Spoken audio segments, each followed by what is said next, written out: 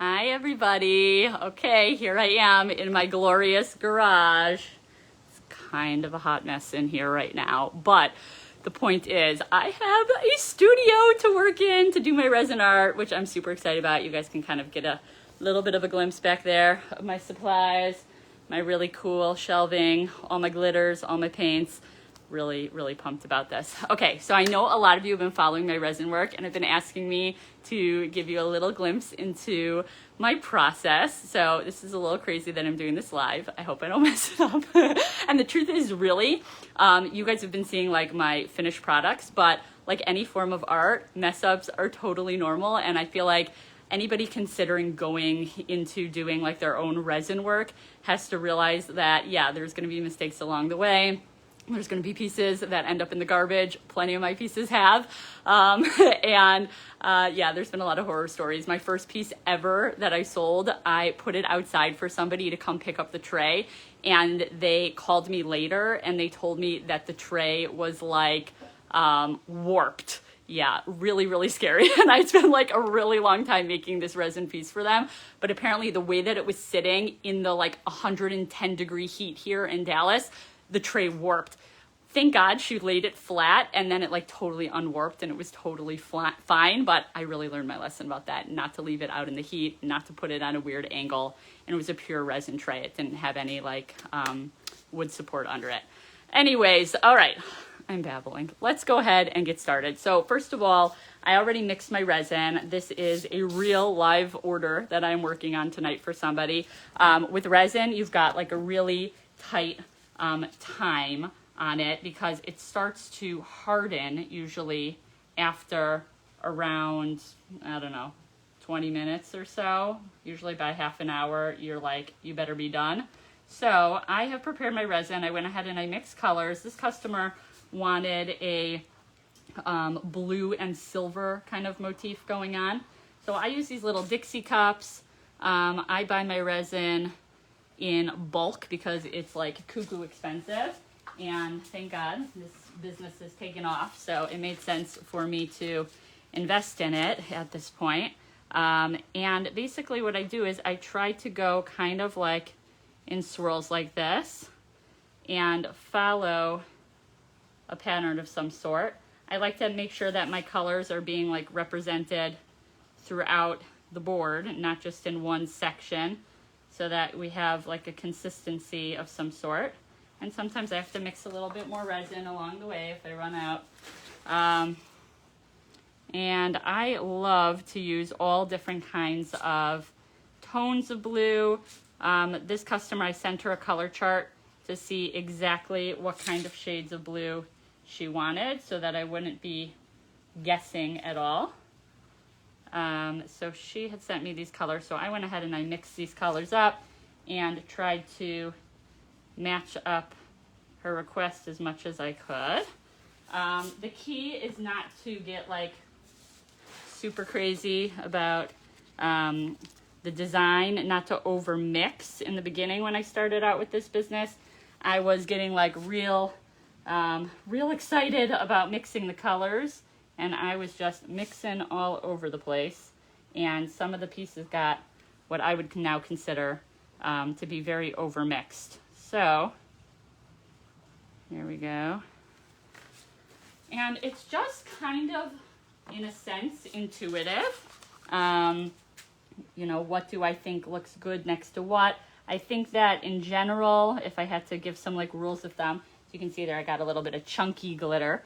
If I have to give some rules of thumb, it would be to really try to vary things in terms of chunky glitter versus a real thin glitter. I like to put light colors against dark colors so that they stand out.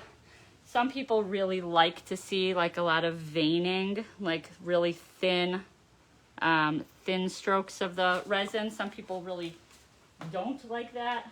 So I'm learning a lot in this business in terms of my customers and what they like and what they want and what they don't want.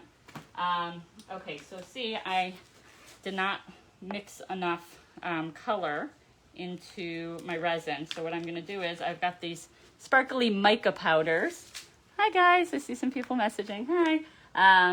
I've got some sparkly mica powders here that I just am crazy about. Look at that. Oh, I love it.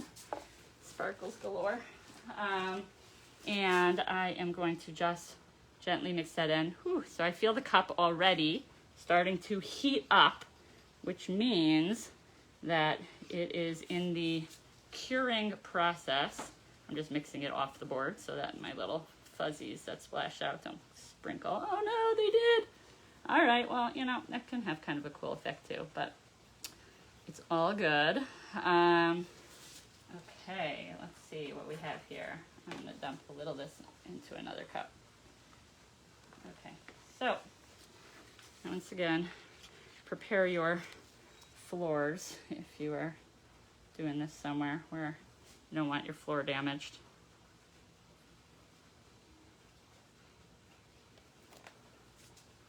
Let's see. Where could we use some more of this? Let's first cover these edges over here. And this is dripping down beautifully along the edges. We want to have that nice drippage. And, man, I am annoyed that that thing sprinkled on my board. We're going to have to go back over that. Okay, so I have a little bit more of this resin here. I'm going to actually mix a tiny bit of black into it to darken it up. Just to show you guys here, I'm using acrylic paint. So I do a combination of acrylic paints and shimmery mica powders to get the different effects. So some of them are more opaque. If you use just a paint, it's going to be more opaque. You can see if you add in a mica powder, it gives it that shimmer effect. Ooh, this is really heating up. Okay, I'm gonna put a little bit more black into this because I want it to get a little bit darker. Just a little bit. And it needs to be like 90% resin in these little cups and maybe 10% pigment added. Still needs more blue. So with the color stuff, it's really a lot of tweaking as you go, looking at what the customers want, looking at what I've mixed so far, scraping down the sides and mixing more and seeing if this is along the lines of what they want. And like I said, sometimes error happens and you got to be flexible, and that is a good life lesson. I am learning a lot about just going with the flow, not only with this business, but you know, like the rest of us all with COVID. Most people don't know I'm actually a classroom teacher, a school teacher. I teach math, believe it or not. I don't just do art all day. And yeah, we got to go with the flow, you know. Roll with the times. All right, let's fill in this little hole here. Well, I'm still seeing some of those sprinkles showing up, but this is looking pretty good so far. I'm curious if my customer is watching this. I'm busy resining and racing the clock here on my timetable, so I can't even look and see. Where did my sprinkles go? Oh, here we go. All right, I'm going to add a little bit of glitter to this, and this is just like regular, you know, craft glitter. Nothing fancy here. So I like some thin glitter. I like some chunky glitter.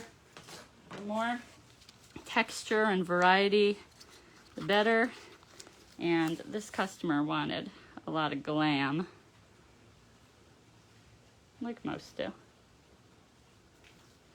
So once I've kind of filled it a little bit, and just kind of seeing what looks good. And like I said, we don't want to have just one color in one spot. So wherever I put something, I try to make sure that I at least have it a little bit represented on the right, on the left, up, down, so that I have kind of a variety of stuff. Okay, before I keep going, I'm going to take out my handy blowtorch. Now, yeah, I cannot believe I'm holding a blowtorch. I was like super terrified to use one of these in the beginning, but I saw the power of using one is really helpful in terms of zapping some of the bubbles that can happen. You gotta move kind of quickly because you don't want to burn your resin and don't want to get too close to it.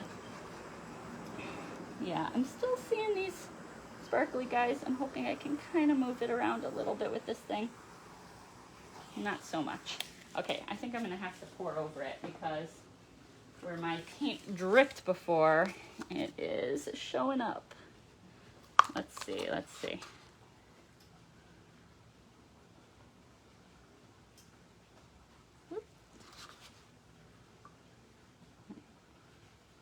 Also, depending on how the piece comes out, sometimes I'm done after one layer, and sometimes I let it dry, and then I do another layer on it the next day. So, like I said, it's kind of intuitive, but there are kind of some rules of thumb that I follow that hopefully some of you are catching onto here. Let's see, what else do I need? This area may need a little bit more of that blue. So, I wish I could stop and look at the comments and answer questions right now. I'm going to try to do that in a little bit for those of you sticking around. But like I said, the thing with resin is it's like a time race here in terms of getting it done before the resin starts to harden. Okay, I just put a whole ton of chunky glitter in here. I love this chunky stuff. And I'm going to put a little bit more of this dark blue in here, because I'm feeling like we need a little bit more of that. And this is looking a little light to me. A little black added. Let's see. Okay, a little black, a little blue, a little chunky glitter. Mix that up. And, ooh, I like this tone. Okay, we're starting to thicken here. Let's fill in this edge. And do a little bit of that here. And let's see, maybe, like I said, consistency. If I'm going to put it there, let's put a little bit of it here too, because the brain does amazing things. It connects what we see, and important that we have these elements having some kind of consistency. Fill in this little missing corner. Oh no, mosquitoes, go away. Okay. Do a little bit of veining. So to get that kind of veining, you can just kind of drizzle a little bit.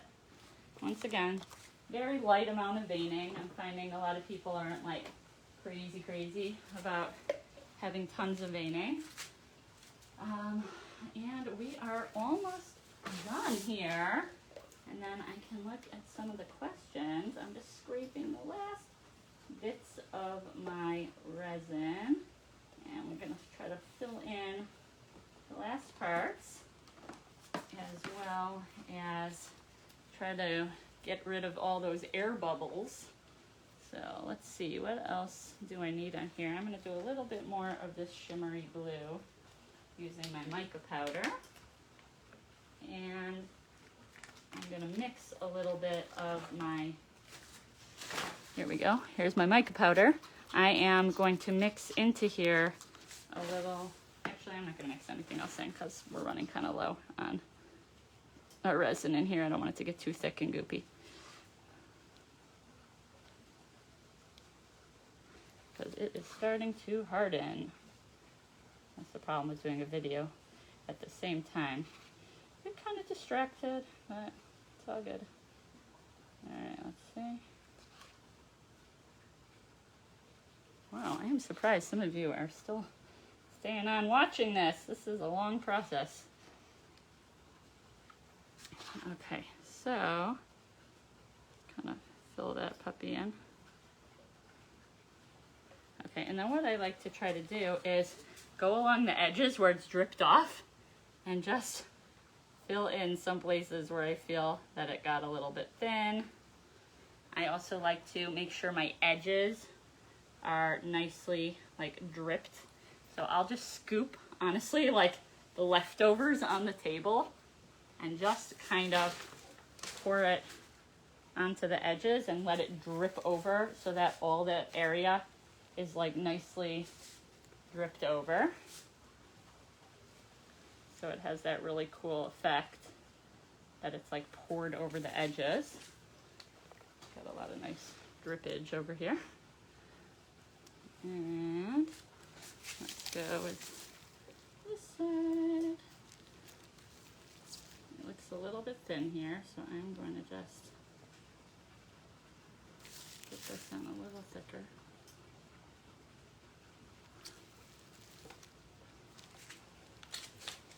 And you know, like I said, sometimes the next day I have to take a look at it and it may need a clear coat poured over it just to thicken it up. Sometimes I'll do that. Sometimes I'll add a little bit more color to places where I feel the color didn't get to. And hi, I'm doing a Facebook Live. Yeah, you can park there. I have a friend who wanted to come visit me, so we're doing a little social distance outdoor. I think she has no clue that I'm on live Facebook right now. Because she's still talking to me. Gotta love her. Let's see. And if you're in the Dallas area and want to come see me do this live in person, 6 feet apart with the mask on, give me a holla and we can make it happen. Okay, bam, that looks pretty good to me. I'm still seeing some places where it's splattered, but I actually kind of like that. I actually think that looks pretty cool. I'm gonna just take out my handy dandy, really cool torch over here again, just because I feel cool using it. And get those bubbles just popping away as I torch them to pieces. That doesn't give you a power trip. I don't know what does. Hi, I'm on Facebook Live right now. Hi, everybody. Wow. I'm just finishing up this piece. Beautiful. Thank you, thank you. Oh my gosh, it's so much, it's like incredible. Tova Schwade, everybody. Hi. Tova Schwade. Hi. We got good people here. All right. I just wanted to see this like in Let's see who's real here. life. Hi, guys. Thanks for watching. Okay, so let's see. Let me flip my camera. And there you have it. So I'm pretty happy with how this looks. Now, the truth is, this thing here is looking a little too strong for me. So, you know, like I said, it's all like a work in progress. And sometimes I got to step back from it and have to say, like, okay, does something need to be tweaked? Does it look like I wanted? Did I match the customer's colors? I think it's looking pretty good. I am going to do another layer on this one tomorrow because, you know, I am seeing where I splattered that, that mica powder from earlier. And it is bothering me. What can I say? I'm kind of a type A nut like that. But pretty good for first round. Thank you, Jody. Thank you, Sherry. Good to see you guys. Thanks for watching. I plan to do more of these, hopefully coming, and hopefully after Sukkot, I will actually do some like real workshops with people if you're interested in that. So stay tuned for final pictures. I'm going to let this cure and dry tomorrow or the next day. No, what am I saying? It's going to be Yom Kippur. After Yom Kippur, I am going to do a second round on this and try to balance some things out a little, try to cover up some of the places where it's splattered. And I will keep you guys posted on final pictures. All right. Thanks so much for being part of my first Facebook Live doing resin. I have to admit, it was a little stressful doing this live. Maybe I'll pre-record it next time. I don't know. We'll see. All right. Bye, guys. Shavua Tov.